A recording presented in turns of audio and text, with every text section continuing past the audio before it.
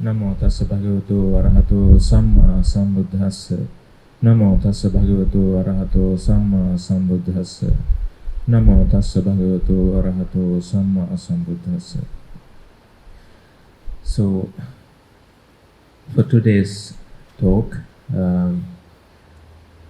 I was wondering actually. So, what should I talk for this month's retreat? So then there was this point I've been thinking for the last couple of months. So I thought maybe I could weave a talk around this topic of why do we have ceremonies? Why do we have the customs? Why do we have them in Buddhism?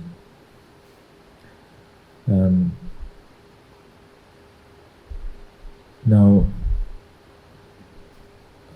as monastics, as Buddhists, we do a lot of ceremonies. We encounter a lot of this kind of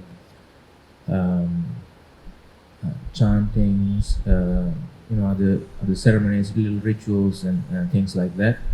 So, in a tradition, like we do have a Buddhist tradition for thousands of years. So, over the years, there are a lot of traditions, and in modern days, people start to wonder actually, how relevant these things are. We have opportunities to read, we have opportunities to listen. There are so many ideas and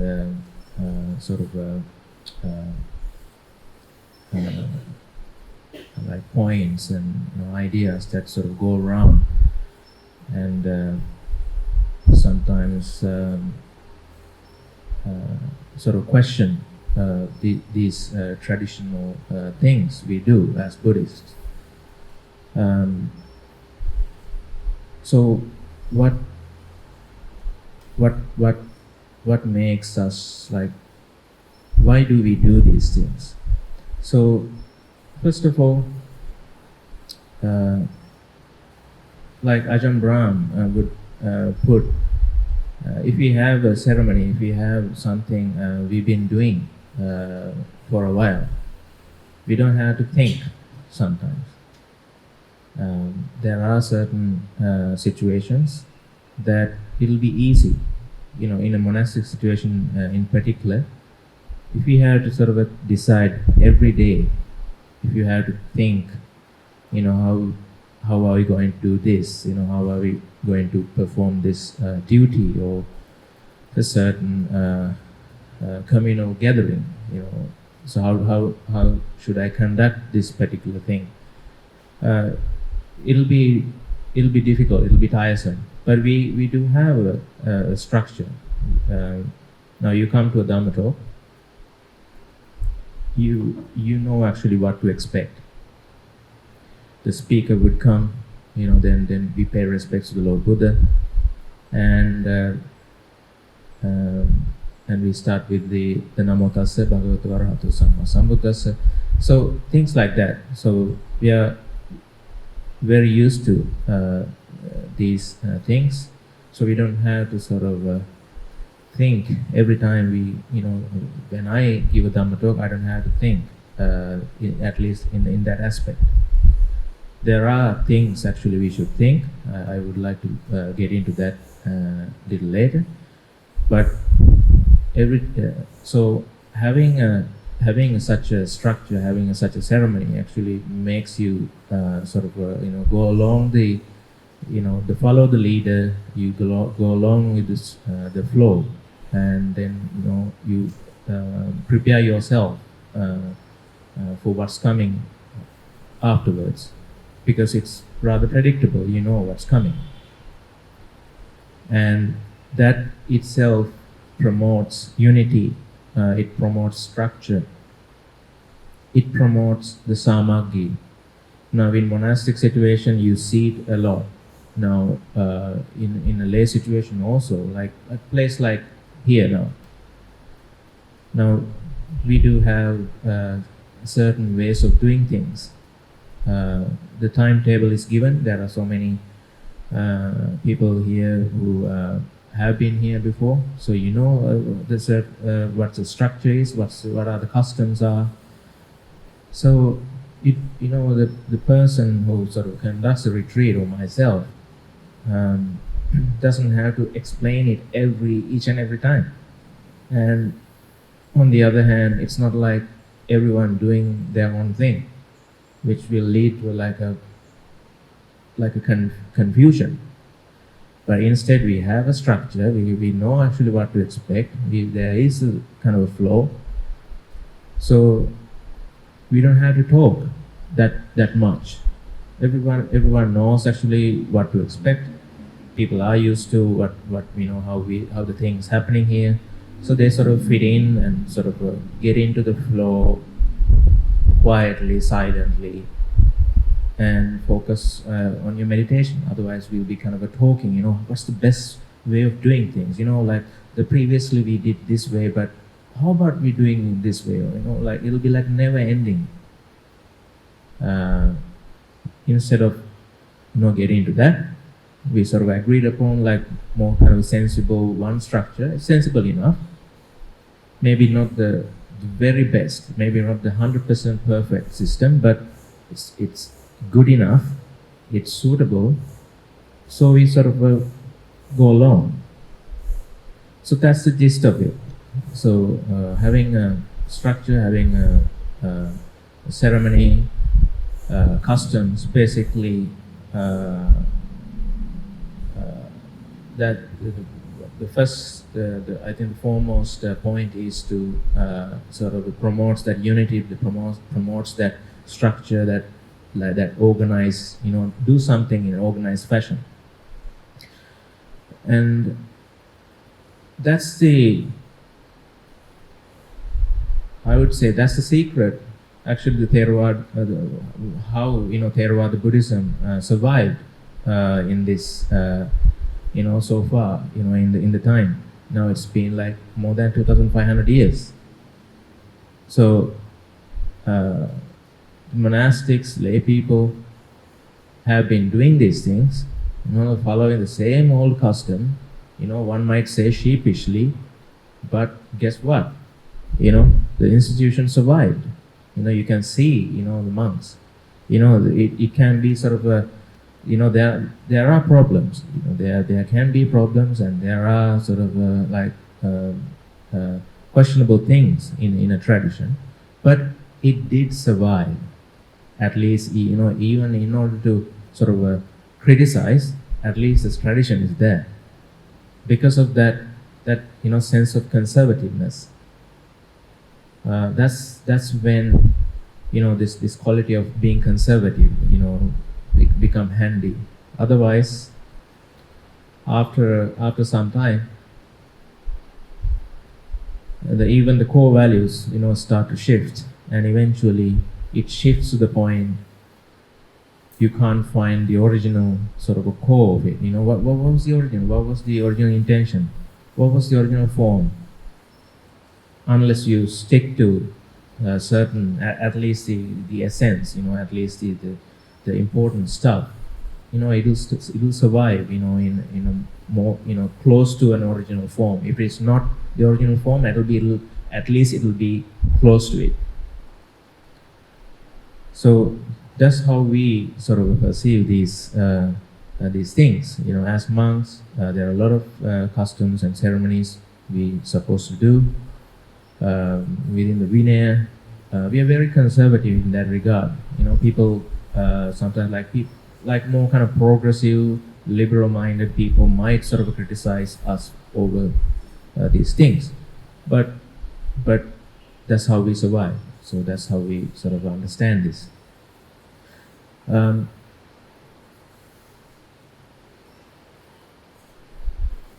So these ceremonies.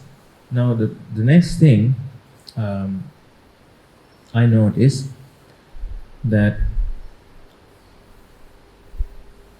now you do it if you do it with a wholehearted fashion, wholeheartedly you give what what you got, sort of um, you attend to the ceremony, you sort of you follow the custom wholeheartedly, then it gives this quality of mindfulness. Now, I would like to sort of later on go through certain sort of examples of these things. These customs, if you know actually what you are doing, what is this, this is meant for, then you have a meaning. These customs do have a meaning behind these things. So then the mindfulness will come. You are in the present moment. You are basically 100%. If you bow, if you pay respects, you do it like, you give the 100% you got. So that will in turn brings up sati. It'll bring you into this moment. Needless to say how kusala it is. So the customs actually helps us to sort of break the flow of what you've been thinking, the usual busyness. Now you come in and you pay respects, you do a certain sort of a custom. Actually, you have to sort of stop what you've been doing and switch to this mode. And that itself is a preparation for what's coming. So these are the things that actually you can talk about in general regarding the customs. Now, I would like to go through a few customs we do as Buddhists. Now, chanting, for an example. Now we do, in a monastery we do like morning, evening puja, like paying respects to Lord Buddha and the Dhamma and the Sangha, and a little bit of verses from suttas, sometimes parittas also, which are again suttas, and then we do anumodana. We anumodana for devas. We anumodana all the kusal we accumulated to our relatives. We do anumodana, share merit with. Actually, we do determine this kusala may they lead to nibbana. Imina punya kammena mame bala samagamo, so forth. And then we ask forgiveness from the Buddha Dhamma Sangha. So now people who've been doing these chantings, if they know the meaning of these verses, actually these verses have like a different purpose. There's a different quality, different feeling if you know the meaning. But at the beginning as kids, we go to school, we go to Dhamma school, we learn these things. Sometimes we don't know the meaning behind it. It's recited in Pali, so most of us not proficient in Pali, and it's kind of it gives this sense of classicness. It's kusala, it's something from the past. I don't know whether it's somehow related to the present situation per se, but I do it as a nice gesture, like because I train to do like that. We might sort of might be doing these things for those reasons. But if you learn the meaning, then you start to see actually these things. There is an order. There are like like certain meanings. Actually, there are certain ideas, like emotions, like attitudes behind this. And Lord Buddha says, like something like Dasa Dhamma Sutta or many other suttas, for lay people, for monastics, you should contemplate these things frequently. So in order to contemplate these things frequently, we're supposed to learn these things by heart, right? At least we read it and then you understand. Otherwise that contemplation wouldn't happen. So remembering these verses, remembering to contemplate is a very important thing. The Lord Buddha promoted that a lot. But over the time, the meanings have shifted. These verses somehow people don't know sometimes actually what it means, but somehow it gives a feeling that by reciting these things, it'll be some it'll make some kind of a good vibes or good kusala. Somehow it'll come back and help me. So it's kind of like you take a swing at something. You swing at something, thinking that it'll hit, like this alutaurudu krida, like kanamati, they say. So yeah. So instead of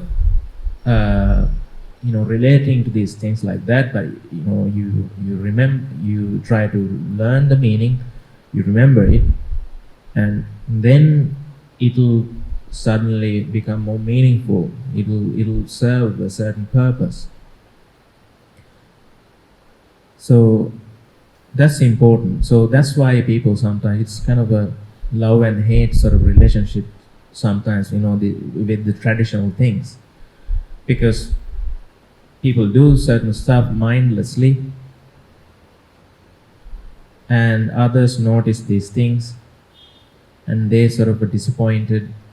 Why do they do like this, or like, they are not doing it correctly, or then sometimes they get disappointed about the custom itself.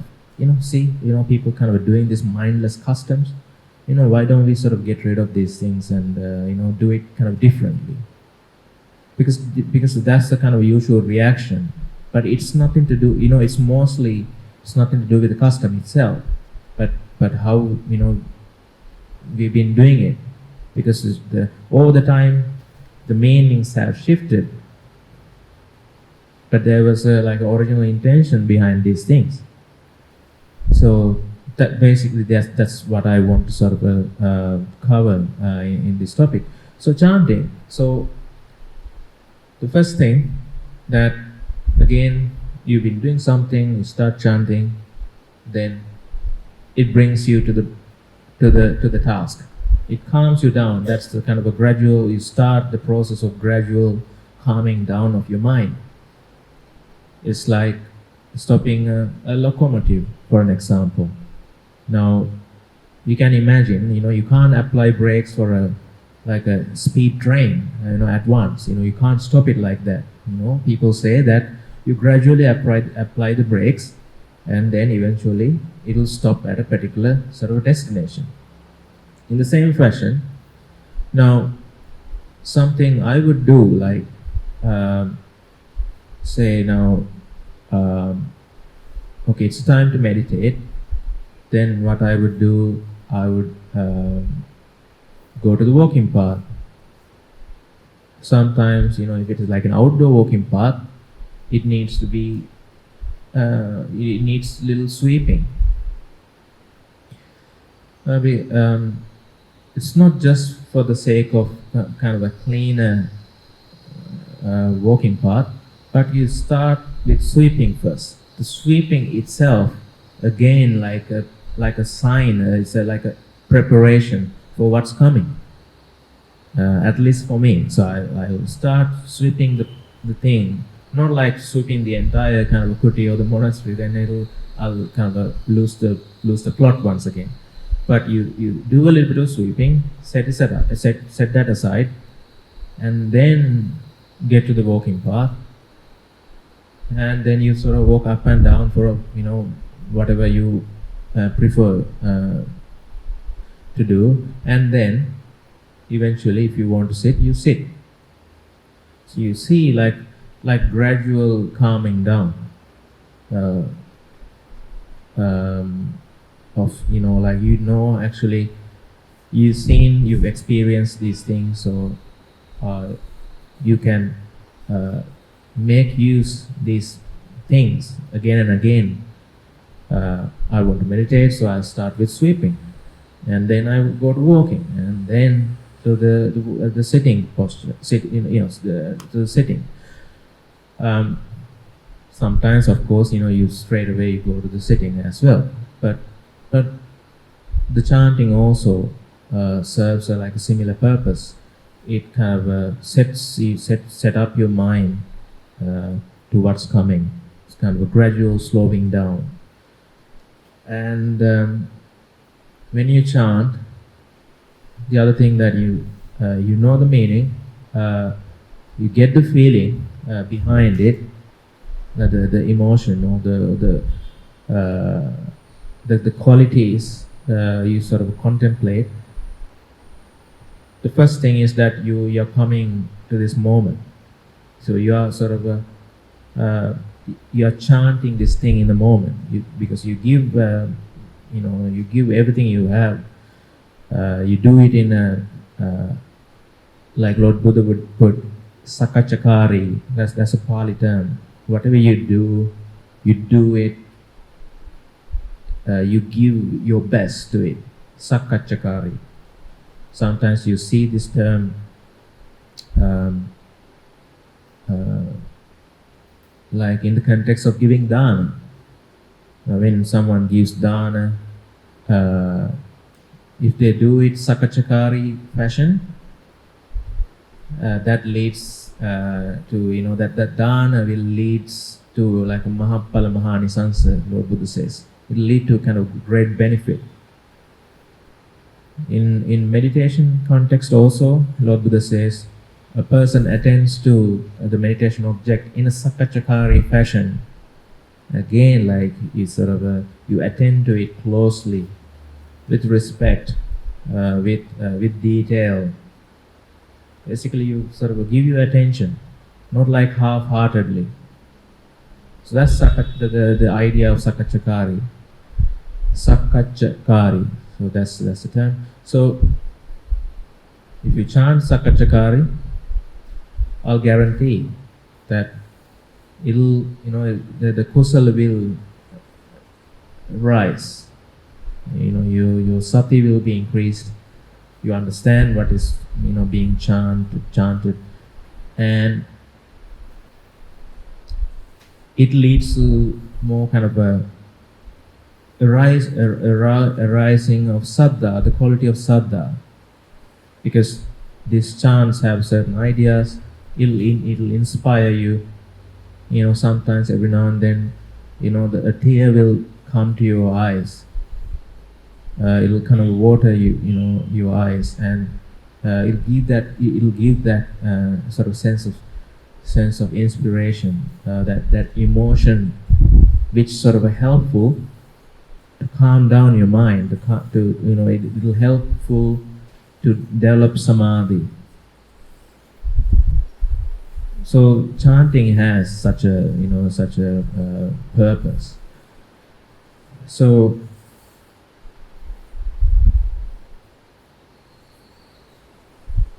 here I would like to bring up this sutta called Vimuttayatana Sutta. This is an important sutta, kind of a popular one also. The Vimuttayatana means so the translation is like basis for liberation. Ayatana means Like in Sinhala also, like ayatana means like a workplace life. Ayatana means like there's a process. Ayatana means a process. So there are these 5 processes for liberation, or 5 bases for liberation, according to Lord Buddha. So in that case, let me read the parts of the suttas instead of me trying to paraphrase it.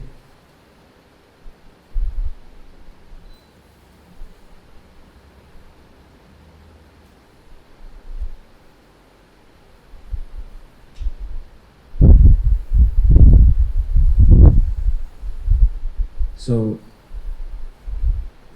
this is the Big Bodhi's translation, the liberation. This is in the Anguttara Nikaya, Anguttara Fives, the Book of Fives. Liberation. Because there are these 5 bases of liberation by means of which, if a bhikkhu dwells heedful, ardent and resolute, his unliberated mind is liberated, his undestroyed taints, asava, are utterly destroyed, and he reaches the as yet unreached, unsurpassed secret from bondage, which is liberation. What 5? So basically, these 5 points leads to liberation, nibbana. The first one, here, because the teacher or a fellow monk in the position of a teacher teaches the Dhamma to a bhikkhu. In whatever way the teacher or that fellow monk in the position of a teacher teaches the Dhamma to the bhikkhu, in just that way, he experiences inspiration in the meaning and inspiration in the Dhamma, and he does so, the joy arises in him. So the first thing is that someone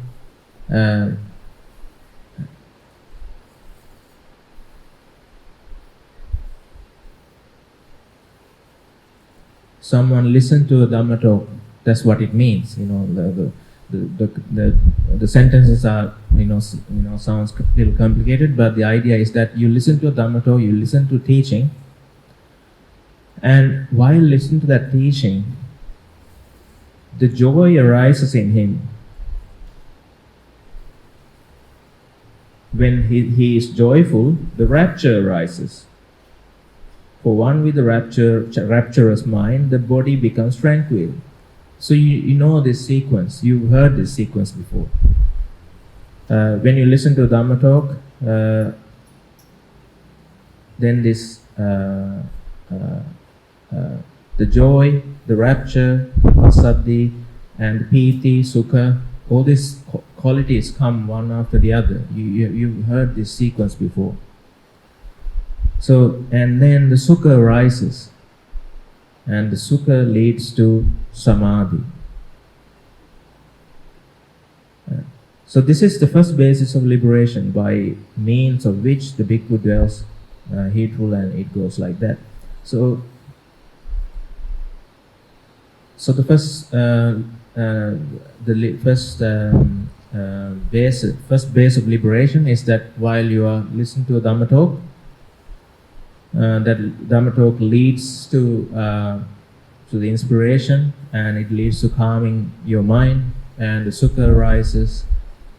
Basically, you are sort of in line with the samadhi. You are sort of going towards the samadhi, and then the vimuttayatana, the liberation happens. So this is also another point, another time actually. How the samadhi leads to the yathabhuta jnana dassana. This is also like an example.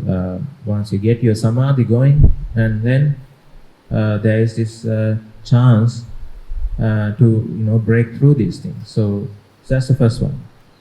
And the second one is someone is giving a Dhamma talk to someone. You are teaching Dhamma. The first one is listening, the second one is teaching. So that also happens.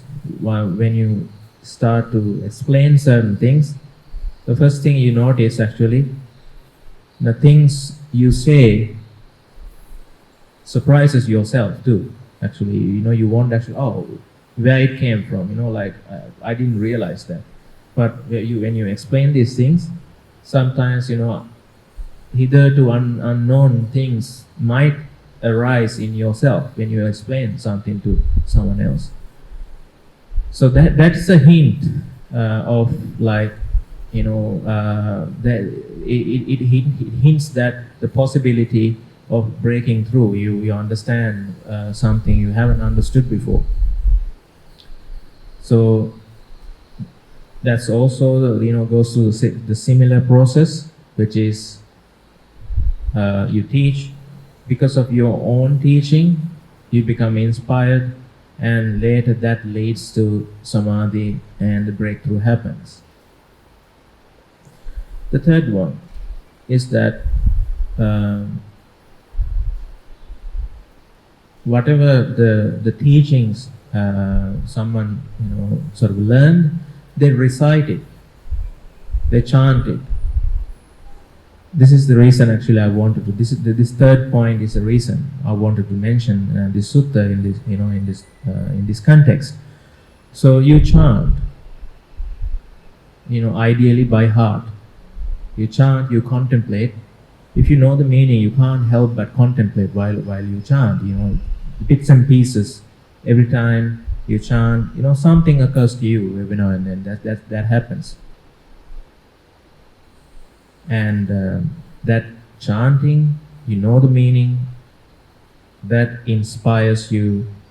Samadhi happens, the breakthrough happens. That's the third sort of process, the third base for liberation. The fourth one is that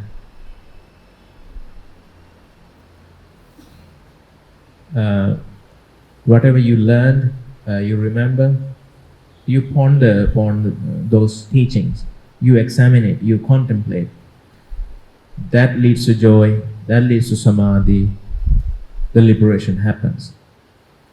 That's the fourth one. And the fifth one is that your meditation object, your samadhi object, actually you develop it. That leads to, again, the joy, the sukha. Sukha leads to samadhi, and then the liberation happens. So those are the 5 processes. Now, these are 5 processes. These are not like 5 paths or something, because this is a very kind of a this is something people misunderstand very, very often. Sometimes people would ask me, Bhante, listen to, do you think listening to Dhamma talks would suffice to understand, Four Noble Truths, to liberate? Because, the Vimuttayatana Sutta says so. That doesn't, the Sutta doesn't say that, right? You've been developing the Noble Eightfold Path. But these are like 5 processes, like 5 doors. You came in that path, and there are these 5 entrances. You will take one of these entrances. You will break through while you listen to Dhamma, or you are teaching to someone Dhamma, or when you contemplate, or when you recite, when you chant, or when you meditate. So those are the 5 possibilities, the 5 processes. You'll get into one of those. It's not that you develop one of those like a path. That's not the case. That's a misunderstanding. So that's how powerful it is, the chanting. So the chanting is very important. Then another ceremony I wanted to talk is Buddha Puja. Now, Buddha Puja in the sense that, okay, in the morning, after the Pindapata, after the alms round, in our monastery, now it's time for the meal. So what happens is that we we have like this tray of offering to Lord Buddha. Whatever we brought from Pindapata, we sort of offer a little bit of a rice, curries, and things like that. It's like an old custom. And time to time, there are foreign monks live in my monastery. Now these days there are no foreign monks these days, but so there were times actually I was kind of approached and asked for an explanation. Why would you do this? Like Lord Buddha never would come and sort of receive this food. It seems like some kind of a mindless sort of a ceremony to me. People have criticized or kind of questioned. Understandably, yes. So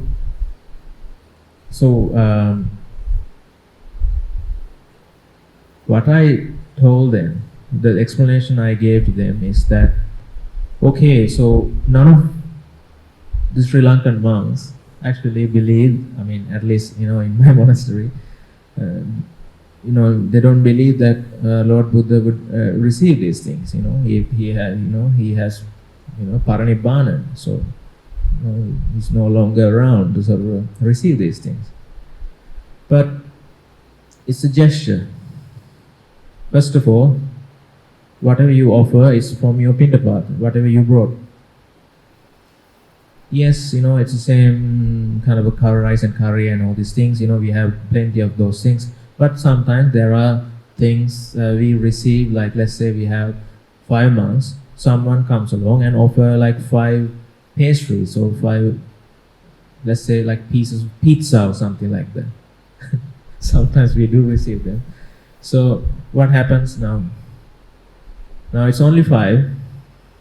Now whose pastry we are going to I shouldn't say sacrifice, but going to offer to Lord Buddha? Is it my one or his one? Yeah. If we want to sort of offer at all to Lord Buddha. So sometimes, one of us quietly might sort of offer whatever we got. Whatever I got, someone got.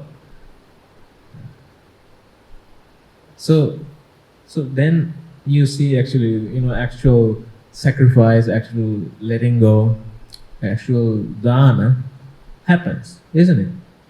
It does. It does happen. So sometimes, not like everyday basis, but it happens too. And on top of that, that's a kind of that's a ceremony. It's like you're down in the pipeline now towards this formal occasion of your daily routine, eating your meal. So you gather together, offer the Buddha Puja, and we don't do any chanting. So you kind of quietly kind of offer them and sort of pay respects. And then what happens usually is that now the monastics kind of start to pay respects, from the senior, from the seniority. So I kind of sit, on my seat, and the junior monks will pay respects to me. And then the second monk will receive respects from the rest, and the third monk will receive the respects, so forth. So then that's also like, this is kind of a training. It's not like kind of mindless sort of a ceremony anymore. So Buddha Puja basically brings us together. It gives a structure. It gives us a training. It's not just the Buddha Puja itself, but it's just part of being monks, part of being monastics. So you're paying respects. So this is very important thing. So that was my explanation. So this is the reason why we do Buddha Puja. So it was kind of sufficient enough for him. So so whoever asked at that time. So So so it promotes structure. for our daily life. It promotes dana, it promotes samagi, the unity in the sangha, because that's very essential, especially if it is a small monastery. Not many people like mine, it's only 5 months right now. So we come together, we see each other, so we do things together. Not every time, but at least in the morning, and then we can vanish to our kutis. But that sense of samag is very important. Otherwise, we do our own thing like free agents. That monastery, that institution will fall apart. So that's how the Theravada survived. So again, now, so after Pindapatas, sometimes people start in my monastery you unwrap whatever the pack, the parcels and stuff offered. Everything goes to the table. It's not that whatever I receive I get to eat, but so we everything on the table nicely arranged, and then according to seniority we receive these things. You should go to the table and have it in your bowl. So while people are preparing, I myself sometimes help for these chores. Sometimes I go away to do some other chores, outside the Dharmasala, and then I come back. Something I thought maybe worth sharing. This little story. So I come back, and then now we had to do is to start the meal. That means we start to do the Buddha Puja. So whatever I've been doing, I've been thinking some other things. Now I come here. Now immediately I had to drop whatever I did. Now attend to the Buddha Puja. The Buddha Puja basically gives me a hold for whatever I've been doing, and attend to this moment. So I tell to myself, okay, come to this moment. It brings you the moment. Otherwise, it's not like a mindless autopilot thing, because it needs mindfulness. Otherwise, you do it little clumsily, in a clumsy way, because you are still thinking what you've been doing, and you are doing this ceremony. So it doesn't help. But instead, this ceremony demands me to okay, drop whatever you did, just attend to this. You can pick it up later on. So you wholeheartedly you attend to it. You do it in Sakachakari. You try to do it Sakachakari fashion. Not every time you would succeed, but at least you try. That's the point. So that means you come to the moment, the present moment. These things promote present moment awareness. These things promote sati. It requires, okay, what's happening right now? Pay attention to people in front of you. So that's the beauty of it. So I'm not giving any a new meaning to an old thing. This is how it manifests. It's not like some kind of a postmodern a reinterpretation of some old things we've been doing. It is what it is. So that's about Buddha Puja. And paying respects. So afterwards we pay respects. I'm sure whatever I relate here. You can relate to. Actually, you can you also do time and time again. So we pay respects. I come here. When I walk past a Buddha Rupa, I try to be a little respectful, and then I come down. Before I sit down, I pay respect again to Lord Buddha. It's just a nice gesture, and that sets up again. Okay, now it's the time to give Dhamma talk.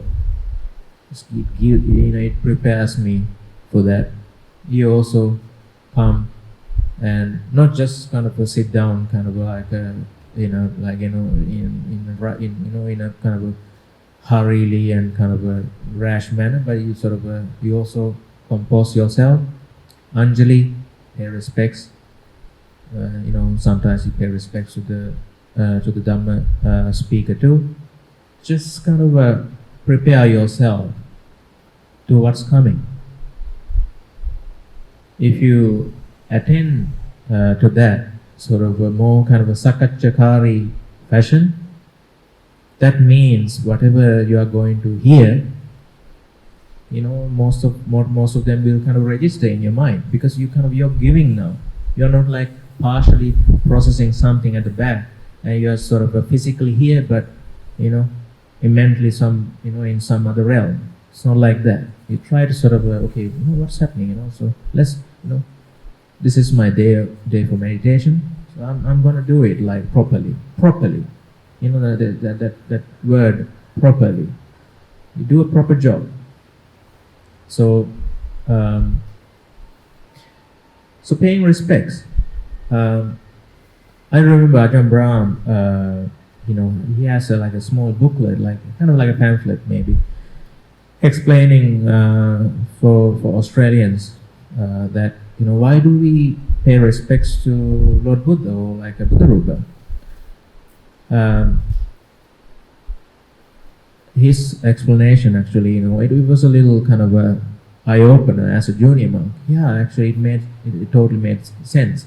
He said that Lord Buddha, the Buddha Rupa represents him, so represents certain qualities. That's why we pay respects, right? That's why we are sort of respectful towards Lord Buddha.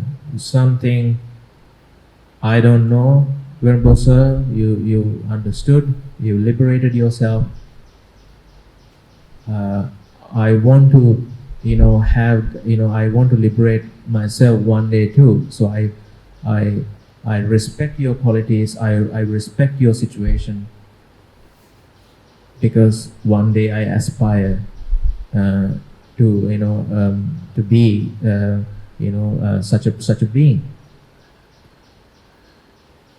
Why do we pay respects to, or being respectful to teachers? If we sort of dismissive and disrespectful towards teachers, what happens?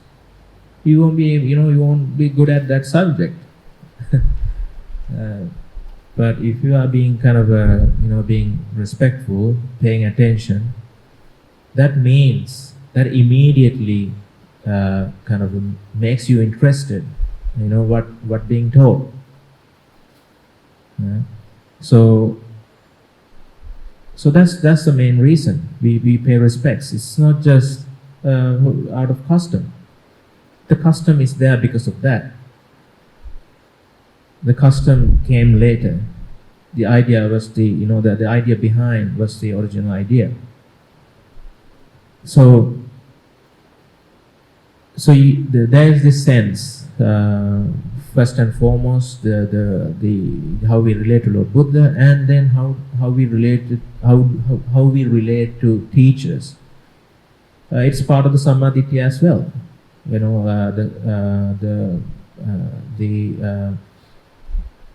Laukika Sammaditya, the base, the fundamental Sammaditya says that you are being respectful towards samana, people who understand certain things more than you, thinking that may I learn something, I would also like to learn something so I can solve my own problems too. That's one of the Sammadittis. So paying respects. That's just the main idea behind it, and there is this sense of respect, the sense of mudita, the genuine sort of admiration. The mudita is that you are happy for someone's attainment. You have that sense of happiness, and sometimes if you express it by paying respect, so like to a senior person, or like senior in qualities or senior in years, immediately it reflects in your heart. Sometimes I feel like when I pay respects, yes, I pay respects to that person.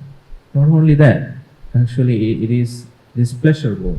It's as if uh, um, you respect part of your mind. If I explain it in this way, all this, whatever you sort of perceive, a quality of a person, you see a person, it's always a sanya, it's kind of manifested through your mind. Now, if I give like a more sort of a frequently, frequent phenomena you experience. Let's say you are like alone in the house, you're sort of thinking, you suddenly get into this thinking and interacting, in your mind with this person. You start to argue with this person, get angry with this person. Haven't you sort of experienced this? So this happens, including myself sometimes. Because yes, there is a person physically outside, but there is this sense, there's this sanya of that person lives inside of us. Sometimes we interact with this person. It's like a kind of an inner battle, like kind of arguing, but it's a pointless thing, then you suddenly find yourself like angry and sort of, this pointless sort of thinking. So that's what I meant actually, there are this sort of mirror image of these people, even people like who, you pay respect, have a mirror image in you. So you have that sense of respect, not just the physical person outside, but as if you reacted angrily, you feel that respect in you also, as if you sort of respect towards yourself because of that mirror image sort of feeling. The metta is basically it's a very good example of this, more than mudita and respects. When you spread metta to someone, it's actually, the metta happens here. It's not like metta, it might eventually, goes to that, emits to, someone outside, kind of influencing someone in a positive manner. But metta happens here. Silu Satyo lives here. That's a kind of an idea. You sort of take that object, that mental object, and attend to that object. So this is purely a mental process. So partially, it's like you are sort of having metta for yourself, because it's happening here. But it feels like somehow, like no, it's something from here to here. But if you pay close attention, it's here at the beginning. If you get angry, and you get angry with someone, but that person also might feel you're angry, but you are the person actually feels the most the anger, because it's happened here. So in the same fashion, so that kind of a mudita, so that the respect, sense of respect actually feels, gives, it makes you feel happy. It gives that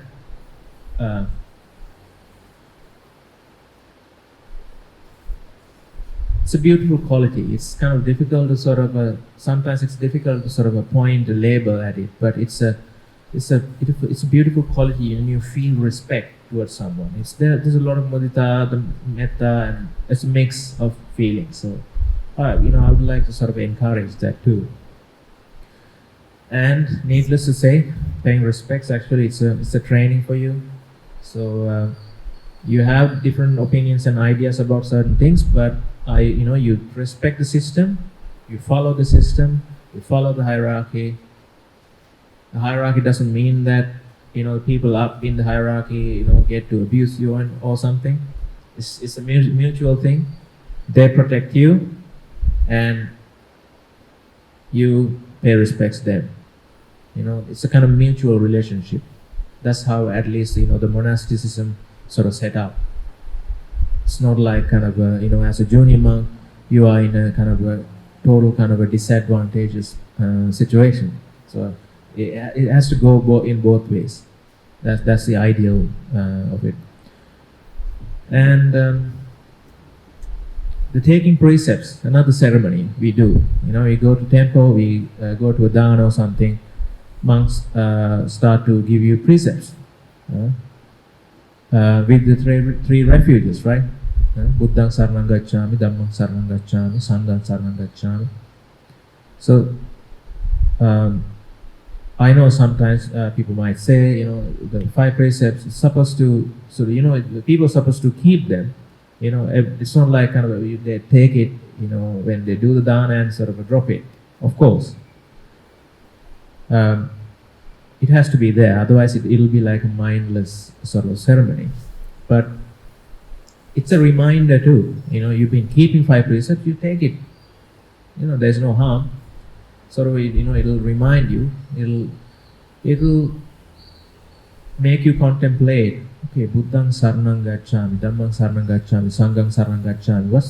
What does it mean? Why go refuge? Am I a refugee? Do I feel like kind of a refugee? Am I sort of feel like helpless? You should think about these things. Why would you sort of go refuge in the first place? We were made to go refuge, Buddha Dhamma Sangha, as kids. We've been following the tradition. So these things, you do it frequently. It acts as a reminder. It's not just kind of just going through the transaction, some kind of a sort of custom, but it reminds you things. It'll give you a little different perspective sometimes. Apply breaks whatever you've been doing, and set up for the situation. So, as monks, we know giving 5 precepts helps for people to sort of settle. People come and let's take 5 precepts. They do a little bit of chanting. Instead of straight away getting into the ceremony, you go through the 5 precepts anyway. Little kind of that gradual sort of a preparation to what's coming once again. So you see these things in these ceremonies. So I would like to give the 5th example of Patimokkha, strictly a monk's, the monastic thing. In the Patimokkha, so we fortnightly, once in 2 weeks we gather to a particular place. We're supposed to be there in person unless you are really sick. It's a kind of a must, so that you can confess anything, any wrongdoing, any sort of problems you sort of had for the previous 2 weeks with another person, another monk, and then we recite all the rules. We as monks we have a lot of rules, like with the minor rules, but about 1,500 or so, roughly. If you take the permutations, it becomes like millions of millions. How the tradition would put, but it boils down to something like that, like 1,500 or something, but not all at once either. So, but we chant like the main rules, like 227. We try to sort of remember these things. The chant is supposed to remember and chant it by heart. It'll take about 45 minutes, 50 minutes to sort of chant it kind of by heart, at one go.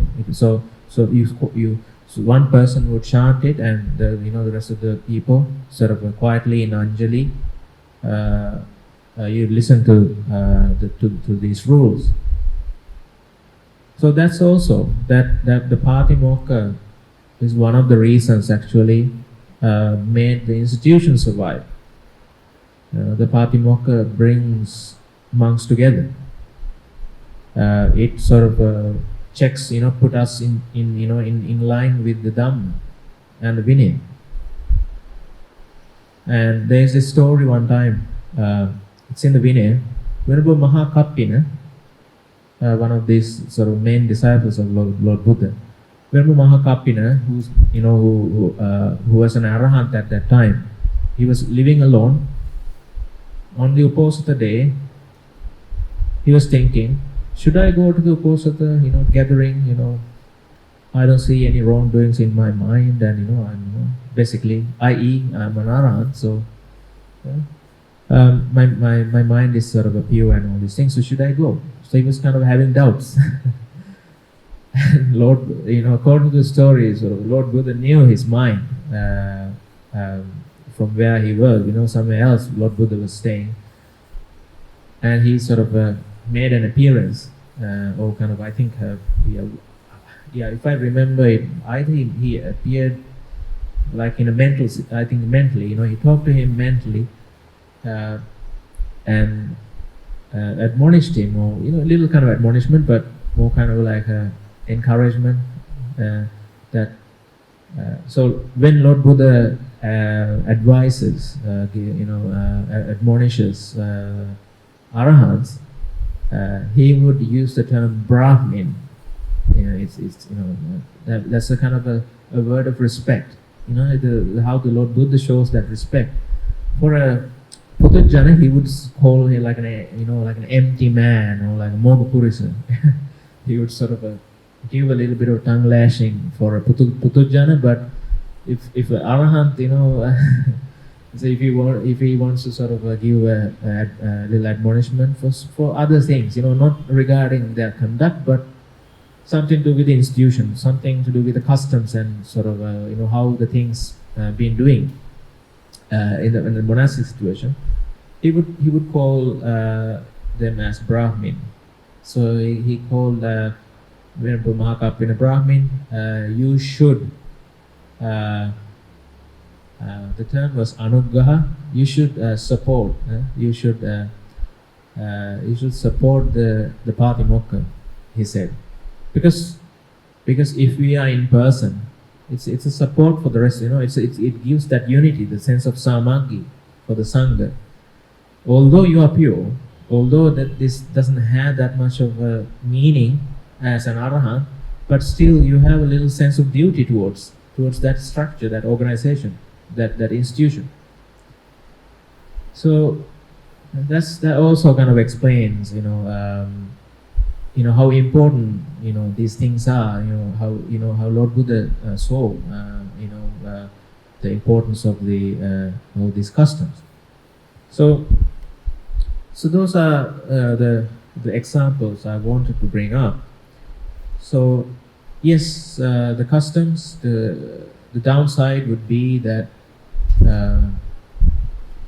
doing these things mindlessly. There is a Zen story, just to kind of give the other side of it. This one story goes like this. In a monastery, monks were meditating, every afternoon, and one day the monastery cat started to sort of basically, making noises, shouting, meowing. So the monks couldn't, get it stopped. So one monk actually took the cat away, a little far away, and sort of tied that cat to a tree.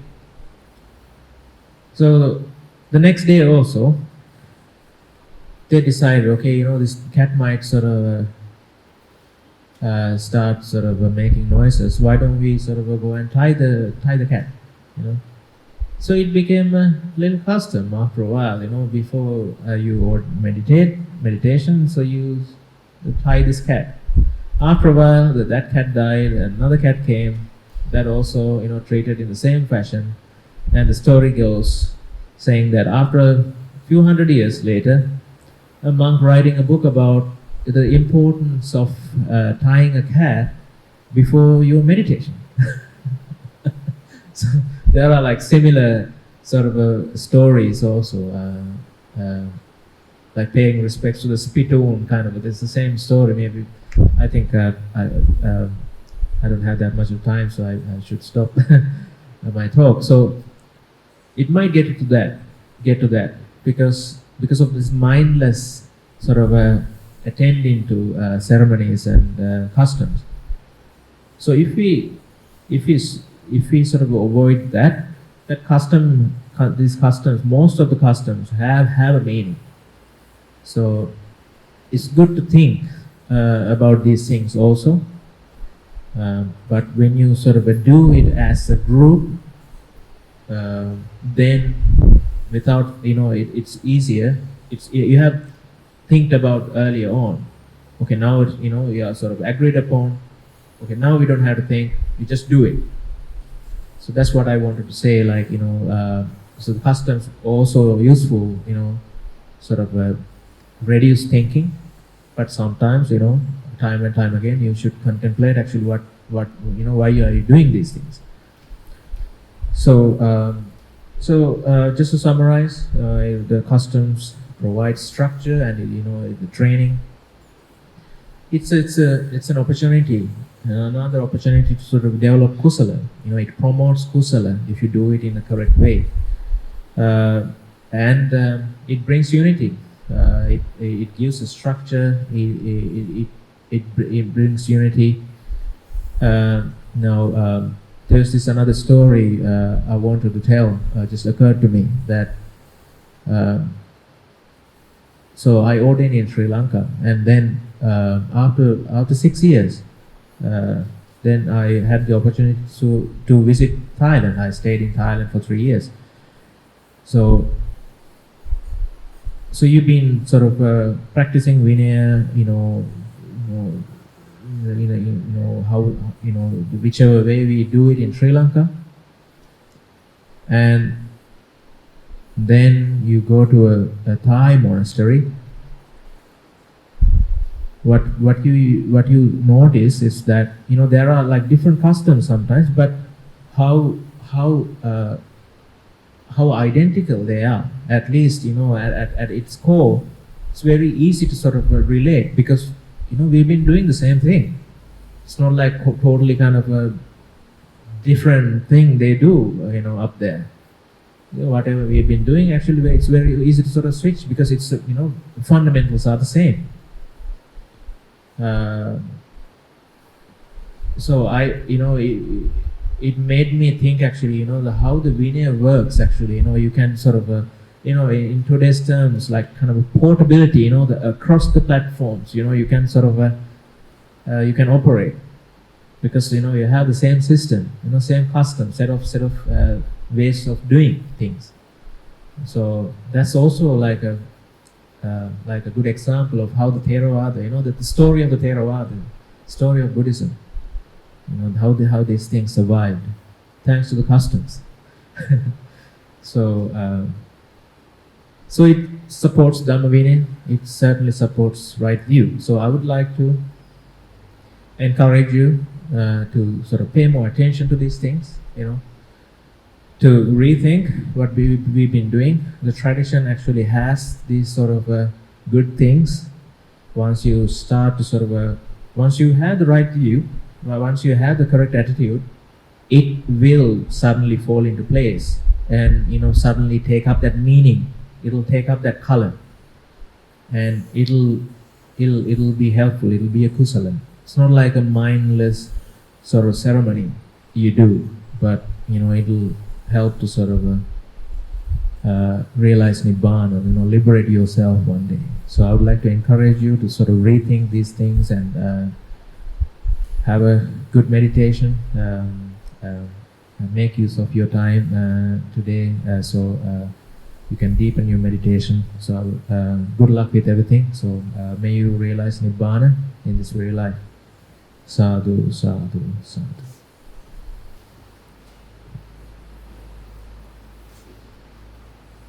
So before I stop, do we have any questions, regarding what I just spoke?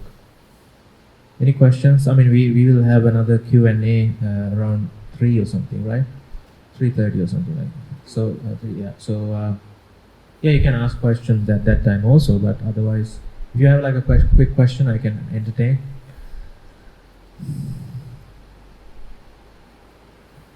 No questions? Okay. That's a good sign. Okay. Okay then. Okay. Teruan sama.